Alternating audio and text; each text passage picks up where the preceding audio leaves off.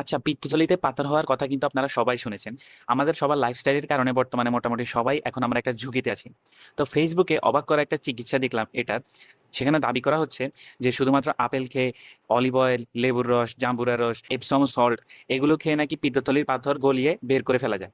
আর মানুষ স্বভাবতই যেহেতু অপারেশন শব্দটাকে ভয় পায়, তাই এই ধরনের সহজ সমাধানকে খুঁজে। তো চলেন আজকে আমরা বৈজ্ঞানিকভাবে প্রমাণ করি কেন এই ধরনের চিকিৎসা শুধু মিথ্যা নয়, বরং এটা আপনার শরীরের জন্য বিপজ্জনকও হতে পারে। প্রথমে বুঝি আসলে আমাদের পিত্ত পাথরটা কি। তো আমাদের পেটের ডান দিকে লিভারের ঠিক নিচেই থাকে এই ছোট পিত্তথলিটা, বা যেটাকে গল ব্লাডার বলা হয়। তো এই থলিটা বাইল বা পিত্তরসকে জমা রাখে, যেটা আমাদের চর্বি হজমে সাহায্য করে। তো যখন এই পিত্তরসে অতিরিক্ত কোলেস্টেরল বা বিলিরুবিন থাকে, তখন সেগুলো জমাট বেঁধে এরকম পাথরের মতো শক্ত হয়ে যায়। সবচেয়ে গুরুত্বপূর্ণ কথা হলো, এগুলো কিন্তু রাসায়নিকভাবে ক্রিস্টালাইন স্ট্রাকচারে গঠিত কঠিন পদার্থ।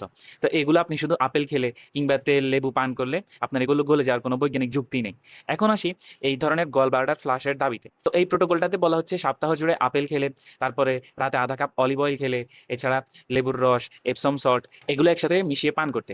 তো কেউ কেউ বলে আপেলের মধ্যে ম্যালিক অ্যাসিড থাকে, যেটা আমাদের পাথরগুলোকে নাকি নরম করে দেয়। আর অলিভ অয়েল যেটা, সেটা পিচ্ছিল করে এই নরম হয়ে যাওয়া পাথরকে বাইরে বের করে দেয়। কিন্তু এই ধরনের দাবির পক্ষে কোনো র্যান্ডমাইজ কন্ট্রোল ট্রায়ালও নেই, কোনো পিয়ার রিভিউড প্রমাণও নেই। একটা মেডিকেল জার্নালে প্রকাশিত একটা গবেষণায় দেখা যায়, একজন রোগী যখন এই ধরনের পদ্ধতিগুলো অনুসরণ করেন, পরদিন সকালে এইরকম মার্বেলের মতো কিছু জিনিস দেখা যায়, যেগুলো দেখে তিনি ভাবেন তার পিত্তের পাথর মনে হয় বেরিয়ে গেছে। কিন্তু বিজ্ঞানীরা যখন সেই পাথরগুলো পরীক্ষা করেন, তখন দেখতে পান যে সেগুলোর মধ্যে কোলেস্টেরল, বিলিরুবিন বা ক্যালসিয়ামের কোনো অস্তিত্বই নেই। বরং সেগুলো তৈরি হয়েছিল এই যে লেবুর রস এবং অলিভ অয়েল একসাথে মিক্স করে খেয়েছিল, সেই মিক্সের কারণে পেটের মধ্যে একটা রাসায়নিক বিক্রিয়া হয়।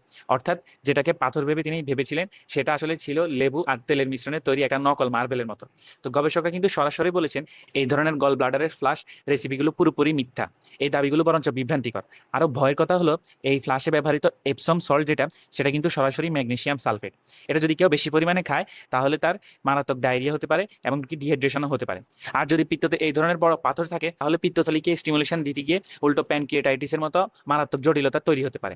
তাহলে এটার আসল চিকিৎসাটা কি? আসল চিকিৎসা হলো, পাথর যদি ছোট থাকে এবং কোনো উপসর্গ না থাকে, তাহলে ডাক্তার শুধু পর্যবেক্ষণের পরামর্শ দেন।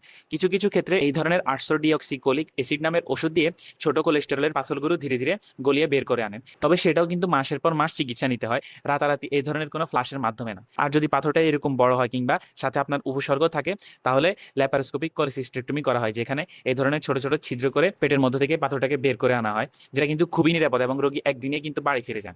তো মনে রাখবেন, আপনার অপারেশনের ভয়কে পুঁজি করে যারা আপেল, তেল, লেবু আর এপসম সল্টের এই ভুয়া চিকিৎসা বিক্রি করছে, তারা আপনার স্বাস্থ্য নিয়ে খেলা করছে। পিত্তের পাথর ধরা পড়লে অবশ্যই একজন কোয়ালিফাইড সার্জন বা গ্যাস্ট্রোএন্টারোলজিস্টের পরামর্শ নিন। সঠিক চিকিৎসাই আপনার এই ধরনের সমস্যার সমাধান দিবে, ফেসবুকের এই ধরনের কোনো টোটকা নয়।